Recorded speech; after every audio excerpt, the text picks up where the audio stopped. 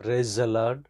ప్రభువైన యేసు క్రీస్తు నామంలో మీ అందరికీ ఉదయకాలపు శుభాలు తెలియజేయుచున్నాను.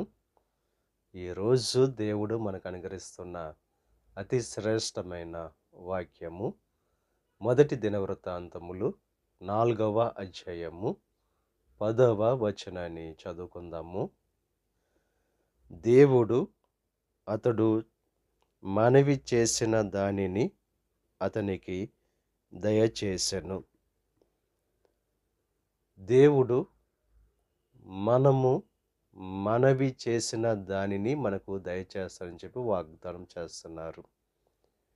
ఎబ్బేజు దేవునికి మనవి చేశాడు, నీవు నన్ను నిశ్చయముగా ఆశీర్వదించమని, నా సరిహద్దును విశాలపరచమని,